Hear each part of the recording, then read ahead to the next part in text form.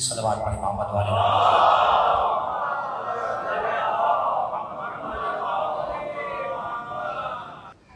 اور تاریخ شاہد ہے کہ جو اپنے نفس نفس کو، اپنی ایک ایک سانس کو نام حسین کر دیتا ہے، پھر جب تک نام حسین کو دوام ہے اس شخصیت کو بھی دوام نصیب ہو جاتا ہے.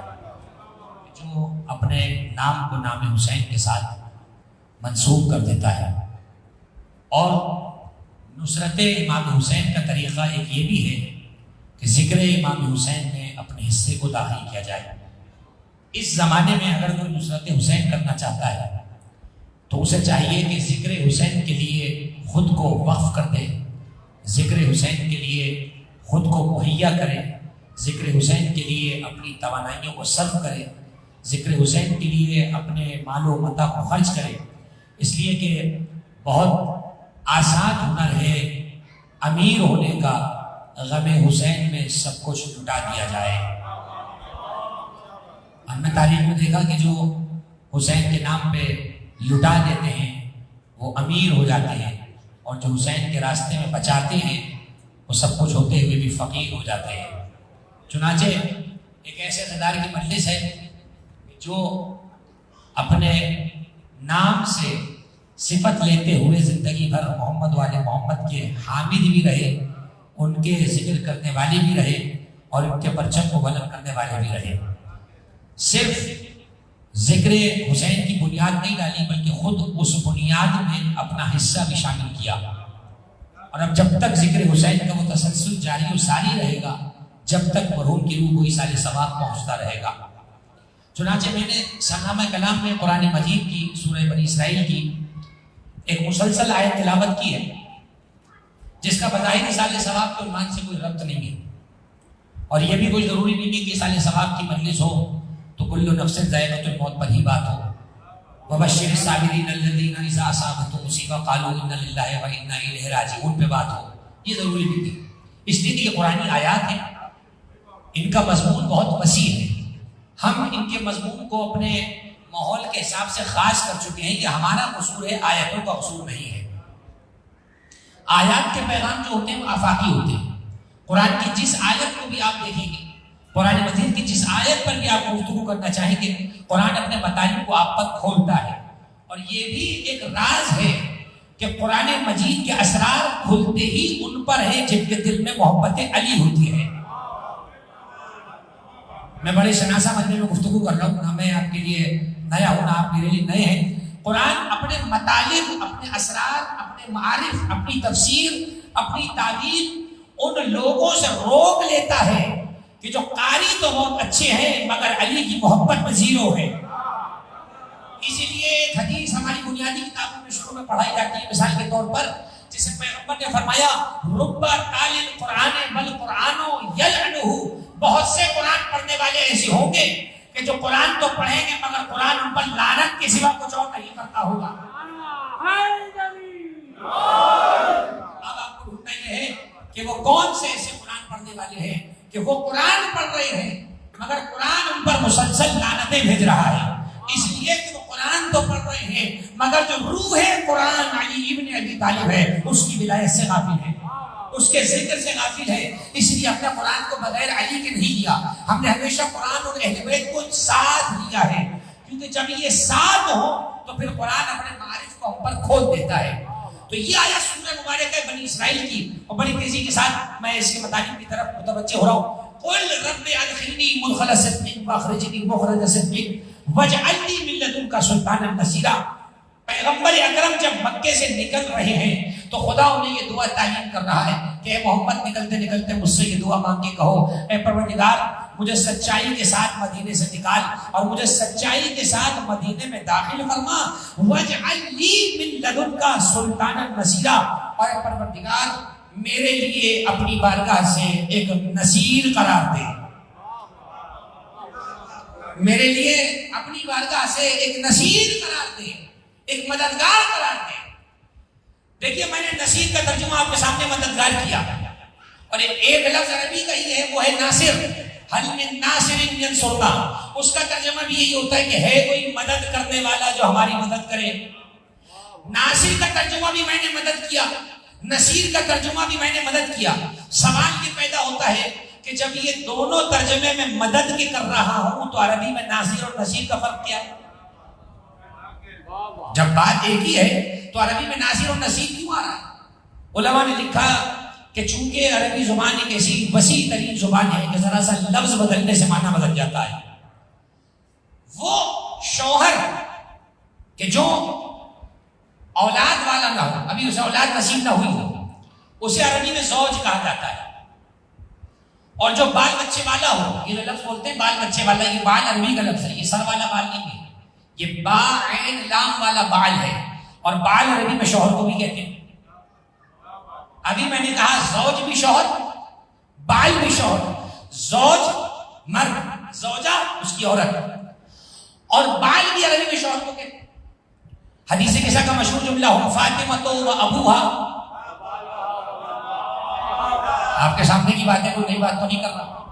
ہم فاطمہ و ابوہا و بعلوہا و بنوہا، اللہ نے تعلق کرا کہ کہا جانا ہے کہ نیچے سیدہ ہیں، ان کے بابا ہیں اور ان کے شوہر ہیں، تو جب یہ شوہر علی ہے تو یہ کیوں نہ کہا ہم فاطمہ و ابوہا و زوجہا و بنوہا، زوجہا کہنا خلاف فساد ہوتا، اس لیے کہ ساتھ میں بچے بھی تو موجود ہیں، اور جب شوہر کو بچے ہوں تو پھر وہ بال بن جاتا ہے۔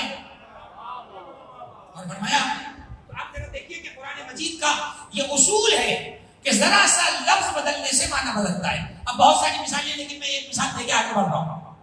ادھر قرآن مجید نے کہا وَاجْعَلْ لِي مِن لَّدُنْكَ سُلْطَانًا نَصِيرًا، مجھے اپنی بارگاہ سے نصیر عطا کر۔ تو جب نصیر کا معنی بھی مدد ہے، ناصر کا معنی بھی مدد ہے، تو فرق کیا ہے؟ فرق بڑا باریک سا ہے۔ وہ فرق یہ ہے کہ ناصر اسے کہتے ہیں جو ایک بار مدد کرے اور اس کی مدد ختم ہو جائے، مگر نصیر اسے کہتے ہیں کہ جب تک مشکلیں رہے مددگار باقی رہے۔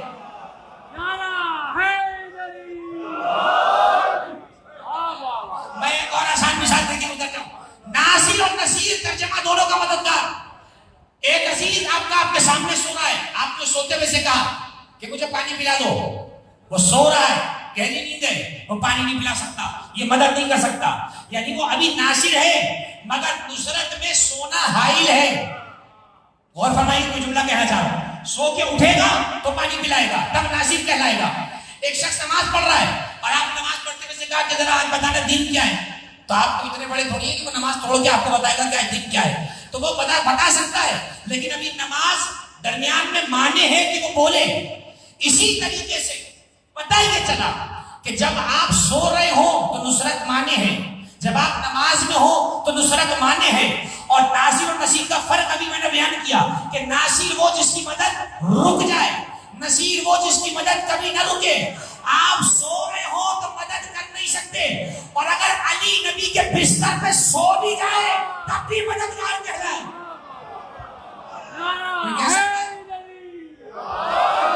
کہہ سکتا ہے کہ علی نے سو کے مدد نہیں کی، بھائی علی سو گئے مدد کیسے کر سکتے تھے؟ کہا کر سکتا ہے کیونکہ علی صرف ناصر نہیں نصیر بھی ہے۔ ابھی میں نے کہا نماز میں آپ کسی سے کچھ مانگے، وہ نماز میں آپ کو نہیں دے سکتا، لیکن ہم نے دیکھا کہ کوئی سائل مسجد میں آیا اور کہا کوئی ہے جو اللہ کی راہ میں مجھے دے۔ علی نماز میں بھی تھے، دے کر بھی بتایا ہم ناصر بھی ہیں نصیر بھی ہیں۔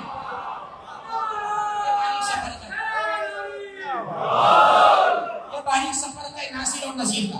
تو اللہ سے جو رسول نے مانگا ہے وہ ناصر تو مانگا ہی نہیں ہے، وَاجْعَلْ لِي مِن لَّدُنْكَ نَاصِرًا نہیں، وَاجْعَلْ لِي مِن لَّدُنْكَ سُلْطَانًا نَصِيرًا، پروردگار مجھے اپنی بارگاہ سے نصیر عطا فرما، ایسا مددگار جس کی مدد مسلسل ہو۔ اب میں یہاں بات کو روک رہا ہوں، دیکھیے مدد کے لیے عربی میں کچھ لفظ ہیں۔ نصر مدد، ابھی وہ سورہ پڑھوں گا اذا جاء نصر اللہ والفتح، یہ سرکاری ہماری عسکری اداروں میں لکھا ہوتا ہے نصر من اللہ وفتح قریب، ابھی آیتیں آئیں گی آگے جاتے۔ دیکھیے مدد کے لیے عربی میں دو تین لفظ ہیں۔ نصرت موجود ہے، ایک لفظ عربی میں اور مدد کے لیے وہ ہے استعانت۔ ابھی استعانت آسان کروں، ایاک نعبد و ایاک، بھائی پچھلی حکومت میں بڑی پڑھی گئی ہے آیت، مجھے نہیں پتا سورہ فاتحہ آدھی کیوں پڑھی ہے، تو اب یہ تو اللہ جانتا ہے مدد ہوئی کہ نہیں ہوئی۔ ایاک نعبد و ایاک نستعین، یہ نستعین کے حروف صفت معلوم ہے کیا ہے؟ اون، عین واو اور نون. اون کہتے ہیں مدد کو. مجھے نہیں پتا کتنوں کا ذہن میں آگے لیا جائے. اون کہتے ہیں مدد کو. یہ فرق کیا ہوگا؟ ابھی میں نے کہا نصر بھی کہتے ہیں اون کو، مدد کو، اور اون کا معنی بھی مدد کا. فرق کیا ہے؟ فرق یہ ہے کہ ہر نصر جو ہوتی ہے، یعنی ہر جو مدد ہے نصر کے معنی میں، وہ استعانت تو ہے، مگر ہر استعانت نصر ہو یہ ضروری نہیں ہے. کوئی باری جملہ ہے. اب یہ دیکھیں قرآنی معارف ہے. میں اپنی جیب سے کچھ بیان کروں یا اپنے کارنامے ممبر پر بیان کروں تو آپ ٹوک سکتے ہیں کہ مولانا اپنے کارنامے بیان آپ نہ کریں ممبر پر. میں قرآن کے جملے آپ کو سنا رہا ہوں. نصر مدد، اون مدد. کمال یہ ہے کہ جو اللہ قرآن میں ہمیں مدد کا ڈھنگ سکھا چکا، وہ اپنے پیغمبر کو جب خیبر میں تعلیم کر رہا ہے تو یہ نہیں کہتا کہ نصر مانگو، بلکہ کہتا ہے نادی علیین مظہر العجائب تجدہ عونا لک فی النوائب. حبیب پکارو اس علی کو، پکارو اس علی کو جو عجیب عجیب چیزوں کا ظاہر کرنے والا ہے. تجدہ عونا لک فی النوائب. ایک جاننے والے کو فون آیا پنجاب سے کہ مولانا صاحب یہ بتائیں، یہ اللہ نے جو کہا ہے کہ ناگری کے اندر نبی کو کہا کہ یہ اون اللہ کا ہے نا. میں ساتھی کو قربان جاؤں، میں نے کہا کہ کیسے؟ اللہ کے دیکھیں اللہ نے خود کہا ہے تجدو اون لکا. اصل میں وہ ہے اون لکا. ملا کر پڑھیں گے تو لگتا ہے کہ ہم کہہ رہے ہیں اون اللہ کا، تو وہ کہہ رہے ہیں اون اللہ کا یہ نا. میں نے کہا خوش ہو جاتی تیری بات بھی ٹھیک ہے، اس لیے کہ یہ اون اللہ ہی کی طرف سے ہے. اس نعت علی میں جو علی ہے وہ اللہ ہی کی طرف سے ہے. بھائی چونکہ اللہ سے نبی نے مانگا تھا تو ضروری تھا کہ علی ابو طالب کے گھر میں پیدا نہ ہو تاکہ پیغمبر کی دعا قبول ہو جائے. اپنے گھر میں بھیج کے بتایا جب مانگا مجھ سے تھا تو آئے گا بھی ہمارے ہی گھر کے اندر. یہ نصیر ہے، علی ابن ابی طالب نصیر ہے، اور علی نے نصرت کی ہے پیغمبر کے مقام پر. اور نصرت کا قاعدہ یہی ہے کہ نصرت وہ کرے کہ جو کبھی فرار کرنے والا نہ ہو یا چلیے تشریف لے جانے والا نہ ہو. صلوات پڑھتا جانا محمد علیہ. تو میں نے مذاق کر دیا آپ کے سامنے. اسی کو کہا جاتا ہے جو ہر مقام پر استقامت سے رہنے والا ہو، ہر مقام پر ٹکے رہنے والا ہو، ہر مقام پر ڈٹے رہنے والا ہو. مجھے جانا ہے غزادار تک اور وقت کے اندر مجلس تمام ہوگی. اس کے بعد میرے بھائی شاہد نے بھی جو ہے وہ مسائل سماعیوں کو متصل کر دینا ہے تو زیادہ طویل گفتگو نہیں ہے. مجھے فقط ایک خاص نقطے پر جا کے گفتگو کو روک دینا ہے. تو ہر زمانے میں نبی کو نصرت چاہیے، ہر زمانے میں ایک مددگار چاہیے. ابو طالب اپنے زمانے میں نبی کے مددگار، علی اپنے زمانے میں نبی کے مددگار، حسن اپنے زمانے میں نبی کے دین کی مددگار، حسین اپنے زمانے میں دین کے مددگار. اور فرمائیے آج کا زمانہ جب امام بظاہر پردہ غیب میں ہے اسے بھی ہماری مدد درکار ہے. ایسی وزارت میں کہتے وجعلنا من انصارہ وآوانہ. یہ کوئی لغلقۂ زبانی نہیں ہے، یہ اقرار کر کے آپ کہہ رہے ہیں اے اللہ مجھے ان کے انصار میں قرار دے تاکہ میں بھی ان کا ناصر بن جاؤں. وآوانہ، اور مجھے ان کا اون قرار دے تاکہ میں ان کا مددگار بن جاؤں. اور فرمایا اب دیکھیے قرآن مجید قرآن رشید نے چند آیتوں میں نصر کو مزید واضح کیا. نصر نکلا ہے نصرت سے، اور اسی نصر سے بنتا ہے ناصر اور نصیر. نصر ہے اس کا اوریجن جسے مصدر کہا جاتا ہے. اب قرآن مجید کی مشہور و معروف ہے نصر من اللہ وفتح قریب، اور اللہ کی طرف سے مدد آ چکی اور فتح قریب ہے. بڑی مشہور آیت ہے، تمام عسکری اداروں پہ آیت لکھی ہے. میں حوالہ سے دے رہا ہوں تاکہ آپ کو اس میں ڈھونڈنے میں آسانی ہو جائے. اب یہاں روک میں نبی کہا نصر کہتے ہیں مدد کو، ناصر کہتے ہیں مددگار کو. اللہ نے یہ کہا ہی نہیں کہ اللہ کی طرف سے مددگار آ گیا ہے، نہیں، ہماری طرف سے مدد آئی ہے. اب وہ مدد کبھی فاطمہ کی شکل میں ہو سکتی ہے. دیکھو مددگار کہہ دیتا تو بندہ مشخص ہو جاتا، بندہ معین ہو جاتا. اللہ نے کہا ہم اپنی طرف سے مدد بھیجیں گے. کبھی مصطفیٰ مددگار ہے، کبھی علی مددگار ہے، کبھی سیدنا مددگار ہے، کبھی امام حسین مددگار ہے، کبھی امام رضا مددگار ہے، کبھی معصوم قم مددگار ہے. یہ سب ہماری طرف سے مددگار ہیں. اور ہماری مدد کا جو واضح ترین مصداق ہے وہ علی ہے، وہ علی ہے. میں مثال دے رہا ہوں, نصر من اللہ و فتح قریب, اللہ کی طرف سے مدد آ چکی اور فتح قریب ہے. یہ ساتھی آپ نے کہہ دیا فتح قریب ہے, بھائی بچے کے امتحانات ہو رہے ہو, آپ کہتے ہیں کہ امتحان کا موسم قریب آ رہا ہے اور میرا بچہ پہلی پوزیشن پہ آئے گا, تو سب کہتے ہیں کہ طبیعت تو ٹھیک ہے, سارے دن گلی میں پھرتا رہتا ہے, کھیلتا رہتا ہے, تم کیسے کہہ رہے ہو امتحان آنے والے ہیں اور پہلی پوزیشن پہ آئے گا. تو باپ کہے گا کہ مجھے یقین ہے اس کے مطالعے پر, میں نے اس کو پڑھتے ہوئے دیکھا ہے, میں یقین سے کہہ سکتا ہوں کہ فتح قریب ہے, یہ کامیاب ہو جائے گا. اللہ کہہ رہا ہے میری مدد آ چکی, فتح قریب ہے. اس کا مطلب اللہ کو اپنی مدد پہ اتنا بھروسہ ہے کہ جہاں میری مدد پہنچے گی فتح پکی ہے. اگر یہ جملہ پہنچ گیا تو بڑی معروف حدیث آپ کے حوالے کر رہا ہوں. اللہ نے کہا میری مدد آ چکی, فتح قریب ہے. خیبر میں 40ویں دن پیغمبر نے علی کو بھیجا, کہا کل اللہ مجھے جو قد فتح کیے بغیر واپس نہیں آئے گا. اللہ کو اپنی مدد پہ یقین ہے, نبی کو اپنے علی پہ یقین ہے. یا رسول اللہ, یہ آپ نے ضمانت کیسے لے لی علی کی؟ اس لیے کہ علی سے پہلے بھی تم لوگ گئے اور فتح کے بغیر آئے. عجب نہیں جواب آئے کہ میری طرف سے جانا اور ہے, اللہ کی طرف سے آنا اور ہے. علی جا میری طرف سے رہا ہے مگر علی آیا اللہ کی طرف سے ہے. چنانچہ ہر زمانے میں مدد کے لیے, یہ بات ذہن میں رہے. اور ایک جملہ اور کہہ دیتا ہوں, آج اگر کسی کو یہ علی مدد سمجھ میں نہیں آتا کہ آج علی نجف سے مدد کیسے کر سکتے ہیں, عجیب بات یہ ہے کہ یہ میں ان کی بات نہیں کر رہا کہ جو قبروں پہ کھڑے ہو کے فاتحہ کو غلط سمجھتے ہیں, یہ ان کی بات کر رہا ہوں جن کا سوئم جہل جاہل ہے. وہ پوچھ رہے ہیں کہ نجف میں مدد کیسے ہوتی ہے. میں نے کہا تو مشکل کو بلا کے دیکھ, علی نہ آئے تو میں بتاؤں. یہ ہمارا مسئلہ نہیں ہے علی کیسے آتے ہیں. زمان و مکان کے لیے کوئی جملہ کہنا چاہ رہا ہوں اور میں متصل ہو رہا ہوں اپنے آخر جملے کے ذریعے. نصرت کے لیے نہ زمان و مکان کی قید ہے, نہ حیثیت و طاقت کی قید ہے کہ میری طاقت تھوڑی ہے یا زیادہ ہے. بھائی اگر نصرت کرنے پر آئے اور غیرت کا مادہ موجود ہو تو بھڑکتی ہوئی ابراہیم کی آگ کے لیے بھی پرندہ چونچ میں پانی لے کر آ جاتا ہے. اسے معلوم ہے کہ آگ بجھے گی نہیں, لیکن وہ یہ جانتا ہے کہ میرا نام نصرت کرنے والوں میں ہوگا, نصرت سے منہ پھیرنے والوں میں نہیں ہوگا.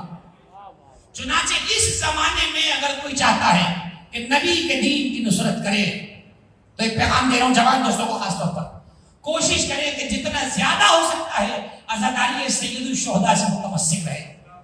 عزاداری سید الشہداء یاد رکھیے گا, فقط کوئی رسم یا عبادت یا کوئی فیشن یا کوئی تہذیب کا نام نہیں ہے, یہ ایک مستقل تسلسل کا نام ہے کہ جس نے ہمیں, جس تہذیب عزاداری نے ہمیں ثقافتوں کی بھیڑ میں گم ہونے سے بچایا. اسی ملک پاکستان میں سینکڑوں تہذیبیں بستی ہیں, اسی ملک پاکستان میں سینکڑوں قوم قبیلے کے لوگ بستے ہیں, ان کے اپنے اپنے رسم و رواج ہیں, تہذیب و ثقافت ہے. لیکن دنیا بھر میں عزاداری کی تہذیب بالکل یکسوئی کے ساتھ رائج ہے کہ جیسے ہی یکم محرم کو چاند طلوع ہوتا ہے یہ سیاہ لباسوں کو زیر تن کر لیتے ہیں, اپنے اوپر خوشی کو حرام کر لیتے ہیں. اور یہی حسین کی نصرت کا ایک بہترین طریقہ ہے کہ حسین کی نصرت کے قریب آ جائے. اور اب میں عرض کروں کہ امام حسین کی نصرت صرف آپ اور میں نہیں, یہ جو کائنات میں اللہ نے عناصر اربع قرار دیے جن سے کائنات کی خلقت ہے, یہ آگ, یہ پانی, یہ ہوا, یہ مٹی, یہ سب حسین کے ناصر ہیں. ذرا غور فرمائیے میں کوئی جملہ کہہ رہا ہوں, یہ سب حسین کے ناصر اور مددگار ہیں. اس لیے کہ ہوا عباس کے پھریرے کو چھو کے بتاتی ہے کہ میں نصرت عباس کر رہی ہوں. پانی سبیلوں میں بہہ کے بتا رہا ہے کہ میں نصرت حسین کر رہا ہوں. غور فرمایا آپ نے. اور آگ عزا خانوں میں شمع کی صورت میں روشن ہو کر بتا رہی ہے کہ ہم بھی نصرت حسین کر رہے ہیں. اور اسی طریقے سے مٹی خاک شفا کی صورت میں شفا بانٹ کے بتا رہی ہے کہ ہم بھی آج تک نصرت کر رہے ہیں. یہ چاروں چیزیں عناصر اربع جن سے اللہ نے کائنات کو خلق کیا ہے, یہ سب نصرت حسین میں لگے ہوئے ہیں. کائنات کا ذرہ ذرہ حسین کی مدد کر رہا ہے. اور یہ جو مدد ہو رہی ہے یہ بھی ذہن میں رہے, یہ مدد کون سی ہے؟ بھائی حج کا موسم قریب ہو رہا ہے. جب ابراہیم نے خانہ کعبہ بنایا تو اللہ کو پروردگار مکان تو بنا دیا, پھر اس گھر کا حج کرنے جنگل میں آئے گا کون؟ اس صحرا بیابان میں چاروں طرف پہاڑیں آئے گا کون؟ اللہ نے ابراہیم سے کہا پہلے چوٹی پر جاؤ, فَأَذِّنِ النَّاسِ, لوگوں کو اعلان کرو, آواز دو. نے کہا کس سے آواز دوں؟ یہاں پہاڑوں میں تو کوئی بھی نہیں ہے. کہا آواز دو، تمہارا اعلان قیامت تک کی نسلوں کو پہنچے گا. تو اب اللہ نے ابراہیم کو حکم دیا، ابراہیم نے آواز دی آؤ اللہ کے گھر کی حج کی طرف. ابراہیم بن لبیک پر جنہوں نے صدا کہی وہ لبیک اللہم لبیک کہتے ہوئے کبھی عمرے کی طرف جاتے ہیں، کبھی حج کی طرف جاتے ہیں. اسی طرح شب عاشور اور روز عاشور میدان کربلا میں بھی بیابان میں حسین نے صدا دے کر کہا حل من ناصر ینصرنا. حسین کی صدا پر جس عزادار نے عالم اللہ میں لبیک کہا وہ لبیک کیا حسین کہہ کے کبھی مجلس میں آ جاتا ہے، کبھی جلوسوں میں چلا آتا ہے. زندہ باد زندہ باد یزیدیت مرد آباد یزیدیت مرد آباد. اے دشمنان شبیر تیرے پیر پہلانا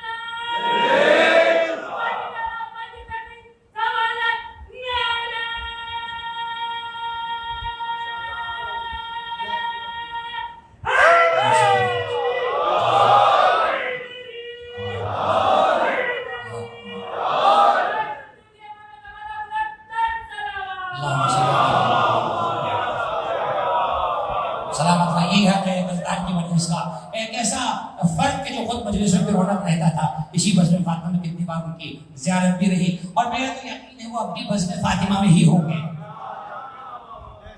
یہ اردو کا لطف ہے کہ وہ اب بھی بزم فاطمہ میں ہی یقین ہوں گے، اس حقیقی بزم فاطمہ میں کہ جو جوار خود سیدہ فاطمہ زہرا ہے. تو دیکھیے حسین نبی کی نصرت کے کئی ڈھنگ ہیں.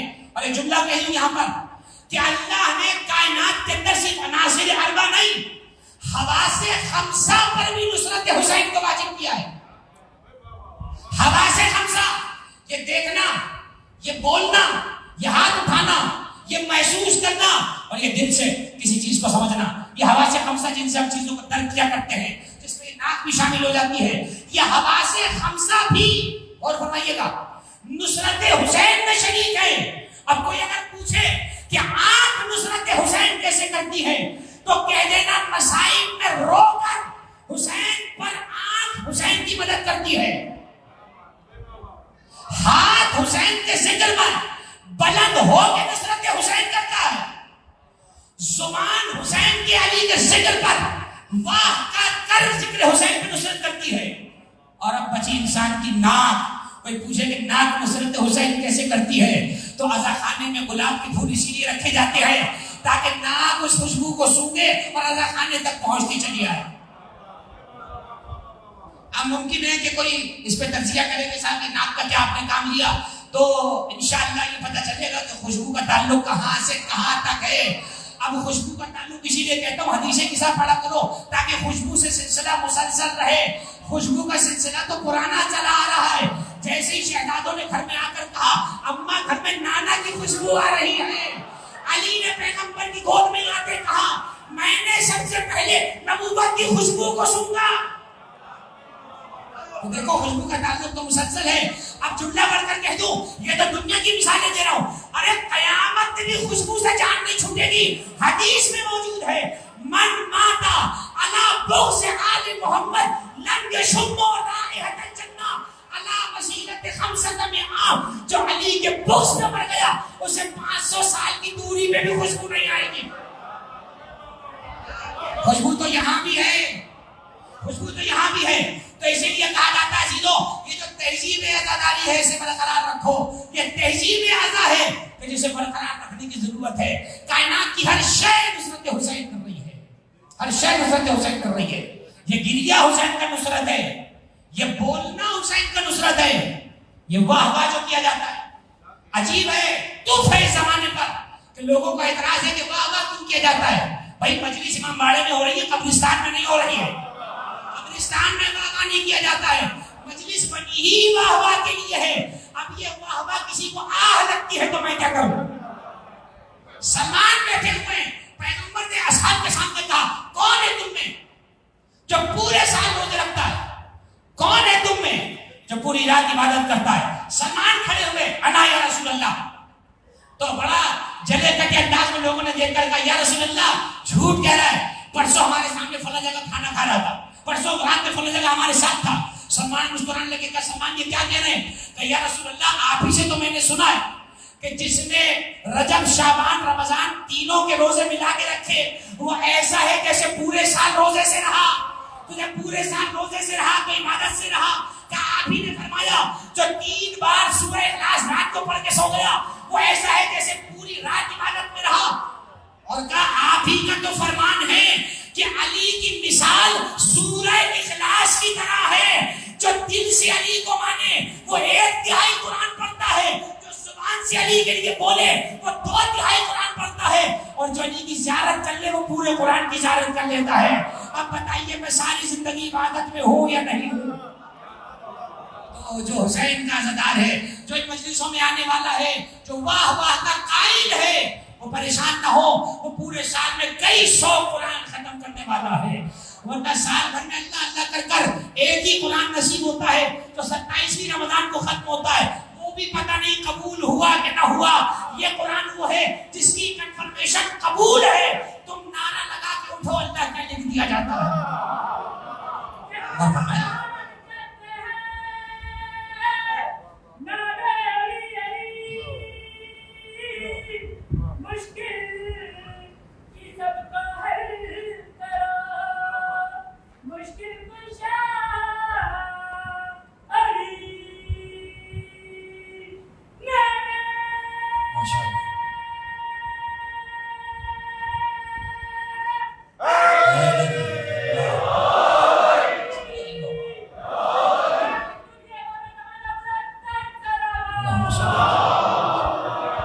بس میرا جو دلیل نہیں ہے گفتگو بات پہ رک گئی.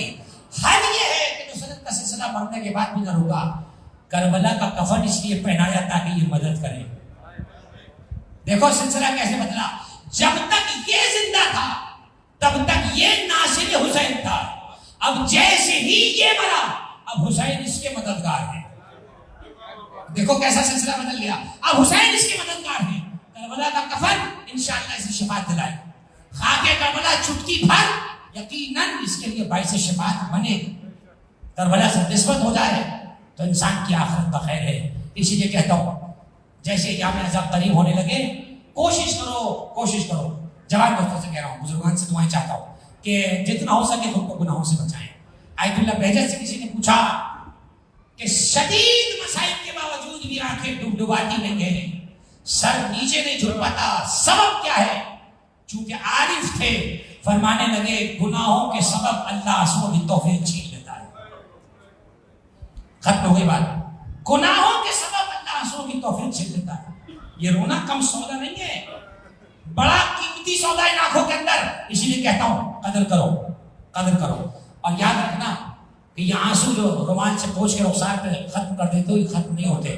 خصائص حسینیہ میں لکھا ہے شیخ جعفر شوستری نے کہ اللہ ہر مومن پر ایک ملک کو مقرر کر دیتا ہے اور ملک ایک شیشی میں آنسو کو جمع کرتا ہے, اور جب وہ مجلس ختم ہو جاتی ہے تو جناب سیدہ کے پاس پہنچتا ہے وَدَفَعَهَا إِلَيْهَا, اور اس شیشی کو جناب زہرا کی بارگاہ میں پیش کرتا ہے اور کہتا ہے هَذِهِ دُمُوعُ الْبَاقِينَ عَلَىٰ ابْنِكِ الْحُسَيْنِ, یہ آپ کے بیٹے حسین پر رونے والوں کے آنسو ہے.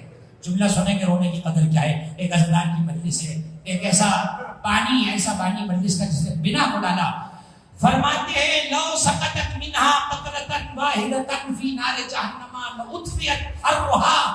روایت یہ ہے کہ اگر ان آنسوؤں کا ایک قطرہ نار جہنم میں گر جائے تو پوری جہنم کی گرمی کو ٹھنڈا کرنے کے لیے کافی ہے. علماء نے لکھا اس سے مراد یہ ہے کہ عزادار کبھی جہنم میں نہیں جا سکتا. عزادار کبھی جہنم میں نہیں جائے گا, اس سے مراد یہ ہے. اور کیسے ممکن ہے کہ جو حسین کے غم میں تڑپتا رہا ہو اسے موت کے وقت تڑپ نہ مل جائے؟ کیسے ممکن ہے جو یاد حسین میں آنسو بہاتا رہا؟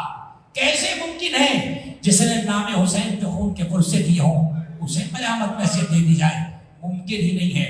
بلکہ ایک ماں قبض روح کے وقت سرہانے پر تشریف لے آتی ہے اور ملک الموت سے کہتی ہے یا ملک الموت رفقاً رفقا, اے ملک الموت اس پہ ذرا رحم کرنا. ھذا من شیعتی و موالی, یہ میرے شیعوں میں سے ہے, میرے ساتھ تولہ رکھنے والوں میں ہے. میرا یقین کامل ہے اور ان کے خانوادے سے بھی تسلیت و تعزیت ہے. آپ کے بابا دنیا سے گزر گئے، اگر چاہتے ہو اپنے باپ کی تربیت کو مسلسل کرو، اس پر شہزہ کو ہمیشہ بچھاتے رہنا، اس جلوس کو کبھی رکنے نہ دینا، اس لیے کہ وہ جلوس اب تمہارے بابا کی یاد ہوگا، وہ تربیت جو تمہاری علی کی محبت پہ کی ہے، اب وہ مجلس میں جلوس و پرسا اس کی یاد دہانی بنتا چلا جائے گا۔ بزرگوں سے بھی ہاتھ جوڑ کے کہوں گا مزید اپنے بچوں کی ویسی ہی تربیت کریں جیسی تربیت ایک عزادار باپ کرتا ہے۔ بہترین چیز جو اپنی اولاد کو دے کر جا سکتے ہو وہ غم حسین ہے۔ کیا ہے دامن میں غم حسین کے علاوہ؟ جانے کے بعد غم حسین ہے جو ہمیں ہمارے مرنے والوں سے قریب کر دیتا ہے۔ تعزیت ہے مرحوم کے بیٹوں سے، آج آپ کے بابا کا سویا ہو رہا ہے، یعنی تیسرا دن یتیمی کو سہتے ہوئے ہو گیا۔ جب تک زندہ رہو گے یتیم کہلاؤ گے، جب تک زندہ رہو گے یتیم کہلاؤ گے، اور یتیم کے لیے حکم یہ ہے کہ انا وقافل الیتیم کہاتین فی الجنہ، میں اور یتیم کو پالنے والا جنت میں ایسے ہوں گے، اور پیغمبر نے 2 انگلیاں کر کے دکھائی ہیں، سامنے کر دکھائی ہیں، اور ایک مقام پہ فرمایا کہ یتیم کے سر پہ ہاتھ پھرانے والے کو اتنا ہی اجر ملتا ہے جتنے بال اس کے ہاتھ کے نیچے آ جاتے ہیں۔ میں جب بھی یہ روایت پڑھتا ہوں ہمیشہ میں یہ سوچتا ہوں کہ کیسے وہ لعین تھے جنہوں نے سکینہ کو بالوں سے پکڑ کے رکھا ہوگا، کیسے وہ لعین ہوں گے جنہوں نے سید سجاد کے گلے میں خاردار توق پہنایا ہوگا۔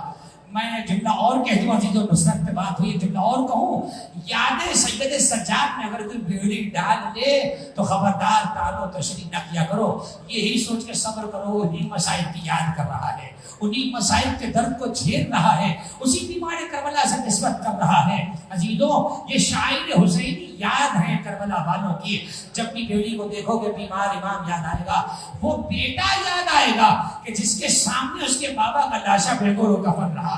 دیکھو شریعت کا بھی حکم یہ ہے کہ اگر باپ مر جائے تو سب سے زیادہ اولا یہ ہے کہ خود بیٹا اپنے باپ کو غسل و کفن دے، لیکن کیا کیا جائے اگر بیٹا زنجیروں میں پابند ہو، اگر بیٹے کے گلے میں توق ہو، بیٹا مجبور ہو، تو پھر انسان کیسے اپنے بابا کو پرسہ دے سکتا ہے؟ میرا سلام ہو امام سید سجاد پر کہ اس کیفیت میں 11 محرم کو صبح کری ہے کہ جاتے جاتے دیکھا آپ کے بابا کا لاشا بے گور و کفن پڑا ہے۔ عزیزوں ساری زندگی کو منظر نہیں بھولتا کہ اپنے باپ کو کفن میں لپٹا ہوا جب تابوت میں انسان دیکھتا ہے۔ میرا دل کہتا ہے کہ جب بھی امام سجاد نے کوئی گوسفند ذبح ہوتے دیکھا ہوگا یقیناً اپنے بابا کا منظر یاد آیا ہوگا، اور روایت یہی کہتی ہے کہ جب بھی کسی قصاب کو ذبح کرتے دیکھتے اس سے پوچھتے تھے ہر سقیتہا کہ تو نے اسے پانی پلایا، تو کہتا تھا مولا میں آپ کے نانا کی شریعت کا پابند ہوں، فمن جعل امام نحو کربی و بلا، امام کربلا کی طرف منہ کر کے کہتے تھے السلام علیکم یا مقطوع الراس من القفا، اور السلام اس غریب پر جسے پسے گردن سے ذبح کر دیا گیا، سلام اس غریب پر جسے بھوکا پیاسا ذبح کر دیا گیا۔ عزیزو امام سجاد نے جب اپنے بابا کی شہادت کی خبر کو سنا اور جب میدان کربلا میں شادیانے بج رہے تھے، جناب زینب نے بھائی کو اپنے بھتیجے کو جگایا اور آواز دیے بھتیجے سجاد یہ کربلا میں شادیانے کیوں بج رہے ہیں؟ اب جو بیمار امام اٹھے عصا سے خیمے کو بندہ سرکایا، اپنا ماما زمین پہ پھینکا، آواز دی انا للہ و انا الیہ راجعون، اے پھپھی اماں آدھا نے ہمارے بابا کو قتل کر دیا۔ ارے جب جناب زینب نے یہ سنا حسین مارے گئے ہیں، جناب زینب خیمے سے برآمد ہوئی، دوڑتے ہوئے لشکر کو دیکھا، پچھڑے ساتھ کہہ رہا تھا کون ہے جو حسین کے سینے کو توڑے گا؟ ایک مرتبہ 10 گھڑسوار آگے بڑھے، گھوڑوں کی نال بندی کی گئی، جناب زینب نے یہ منظر دیکھا، فرماتی وَيْحُكُمْ مَا فِيكُمْ مُسْلِمْ، وائے ہو تم پر، کیا تم میں کوئی مسلمان باقی نہیں بچا؟ ارے میرا ماجایا پامال کیا جا رہا ہے، ادھر گھوڑے کی ٹاپیں دوڑنے لگی، جناب زینب نے بالوں کو پریشان کیا، آواز دی لیت السماء انطبقت علی الارض لیت الجبال تدکدکت علی السہل، کاش یہ آسمان پھٹ کے زمین پہ گر جائے، کاش یہ پہاڑ ریزہ ریزہ ہو جائے۔ الیوم مات جدی مصطفیٰ، آج میرے نانا مصطفیٰ دوبارہ مارے گئے، الیوم مات ابی مرتضیٰ، آج میرے بابا مرتضیٰ مارے گئے، الیوم ماتت امی فاطمہ، آج میری ماں فاطمہ دوبارہ قتل کر دی گئی۔ حدیث ابن مسلم کہتا ہے کہ میں وہ آوازیں نہیں بھلا سکتا جب وزنی ٹاپ حسین کے سینے پہ پڑتی تھی، حتی تہنا ناجر صدرے، سینے سے ایسے آوازیں آ رہی تھی جیسے چکی میں دانا پسا کرتا ہے۔ ارے حسین کے سینے کی ہڈیاں ٹوٹ کے پشت کی ہڈیوں سے جا لگی۔ زینب نے کہا نانا کیا ایسے کسی کا لقشہ پاپا؟